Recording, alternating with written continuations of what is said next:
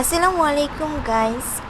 আজকে আমি গ্রামের কিছু মজাদার রান্না, তার সাথে ঈদের পরে কী কী খাওয়া হলো মাংস টাংস ছাড়া, তাই সব কিছু থাকছে এই ভিডিওতে। তো খেতে চলে গেলাম, যাওয়ার পর তারই কিছু ভিউ দেখালাম।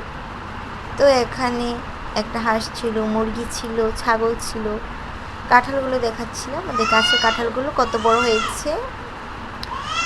আর গ্রামের বাড়িঘর কিছুটা এমনই, গ্রামের মতো শান্তি আপনারা কোথাও পাবেন না। এই যে গাছগুলো দেখছেন, নিজের করা গাছ। তো এখানে রান্না বান্না বসে দিচ্ছিল আন্টি আম্মুরা। তো এখানে মুরগি নিয়ে নিয়েছে, গরু ছাগল খাওয়ার পর বিরক্ত হয়েছে, এখন মুরগি খেতে হবে। তো মুরগিতে এখন মশলাগুলো দিচ্ছিল, সব কিছু তো বলা পসিবল না, তার জন্য আপনারা বুঝে নেবেন কমন মশলাগুলো যেগুলো রান্না করার জন্য থাকে, এগুলো ইউজ করা হয়েছে। আর এই ভিডিওগুলো কিন্তু রান্নার ভিডিওগুলো আমাদের পেজে আছে, দেখে নিতে পারেন। মুরগি রান্না সব কিছুই আছে আমাদের পেজের মধ্যে। তো এখানে আনছি খুবই ভালো করে মশলা টশলা দিয়ে মাখিয়ে নিচ্ছে মুরগিটাকে।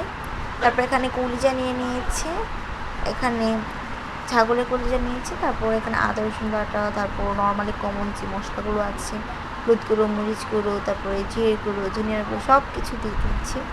দেওয়ার পর তেজপাতা, দারচিনি, এলাচ এগুলো দেওয়ার পর পেঁয়াজ কুচি দিয়ে দিয়েছি, স্বাদ মতো লবণ, এই যে কমন মশলাগুলো যেগুলো রান্না করার জন্য লাগে, তো এগুলো দিয়ে সামান্য পরিমাণে তেল দিয়ে ভালো করে মাখিয়ে নিচ্ছে।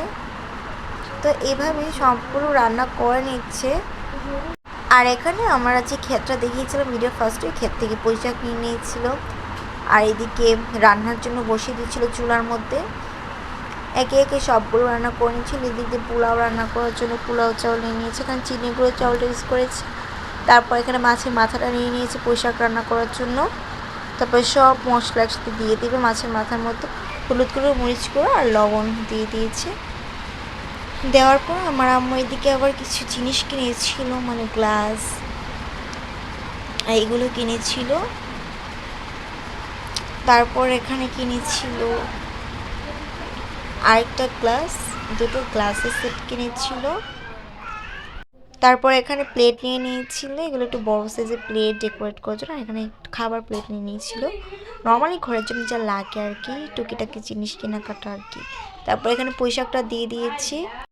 এইদিকে বেগুন নিয়ে নিয়েছি, বেগুন ভর্তা বানানোর জন্য মরিচ, তারপর পেঁয়াজ এগুলো ভাজা হচ্ছিল, বেগুনটা ভাজা হচ্ছিল। আচ্ছা, আমার আশেপাশে কথাটি স্ক্রিপ্ট করবেন, কারণ বাড়িতে অনেক মেহমান, স্বাভাবিক ঈদ সিজন। তো এখন এদিকে শাকটাও এখানে লাল শাক নিয়ে নিয়েছিল, তারপরে এদিকে পোলাওটা ভালো করে করে নিয়েছিল। আর ঈদের পর এই খাবারগুলি অনেক বেস্ট লাগে, কারণ মাংস টাংস তো অনেক খাওয়া হয়, যে শাক, তারপরে এই যে এগুলো অনেক বেশি ভালো লাগে, ভর্তা বাটি।